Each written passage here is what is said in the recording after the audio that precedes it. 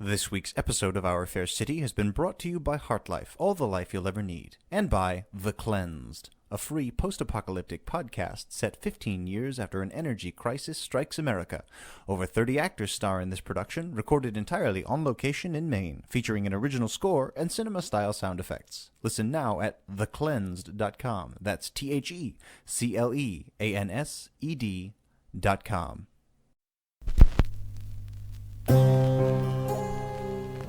Tonight's broadcast is brought to you by the company you depend upon for all of your greatest needs, HartLife. These stories are true dramatizations from our fair city's glorious history. So listen and remember, HartLife, all the life you'll ever need.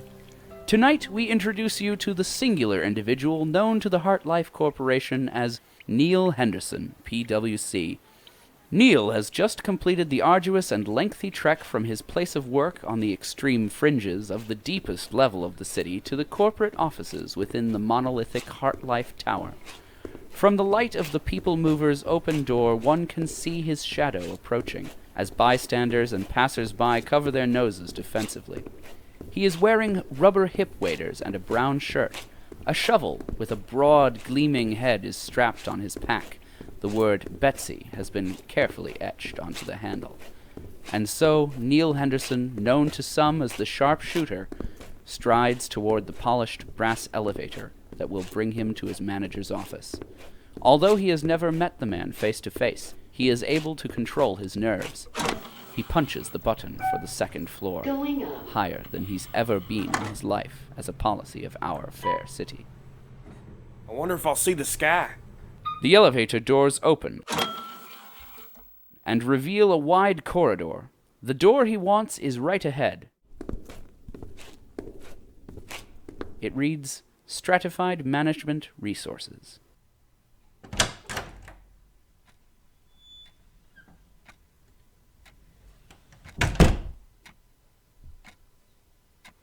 Occupation. Putrescible waste collector. Number. 6009. Designation. Henderson Neal.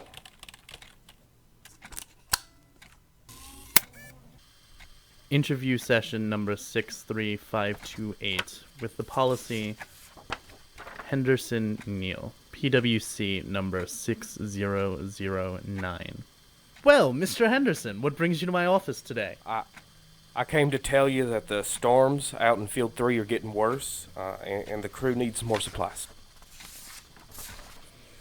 According to your file, you've already received your allotment of 1 pair rubber waders, 2 canisters compressed gas, breathable, 1 protective sphere, and 4 stackable spill-resistant containers. The only thing on the list you have not been issued is a replacement shovel. Are you having trouble getting your shovel? No, Betsy here's just fine. It's the new ones aren't fit to shovel. Anyway, the shit storms are getting worse. I will thank you to speak civilly while on public record. What? You may not like the work involved in your designation, but you do not need to compare it to excrement. Compare?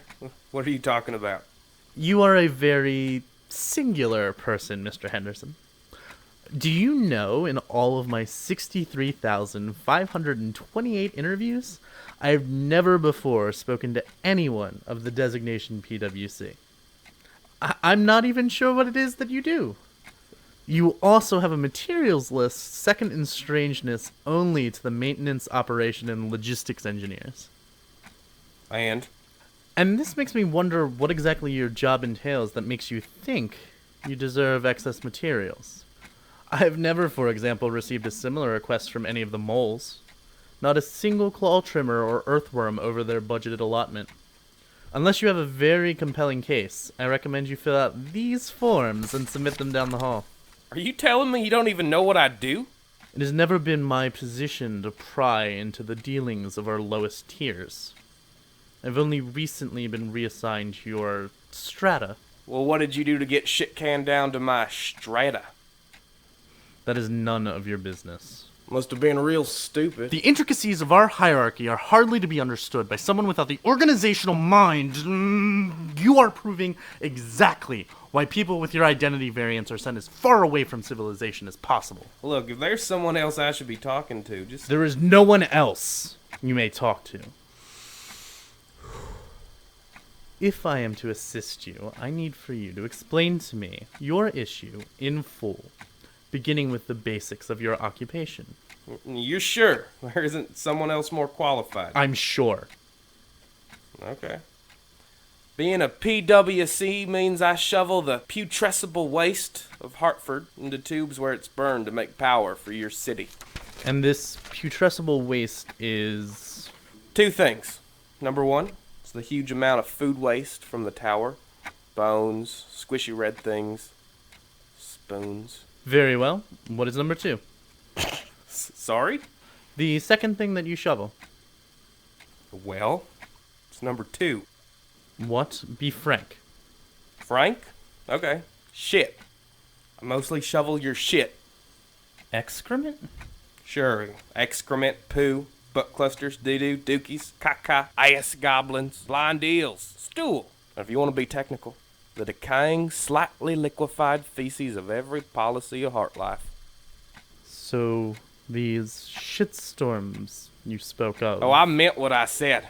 Now, near as we can tell, the heat from the incineration chutes meets the cold air from the ventilators, and boom, shitstorm.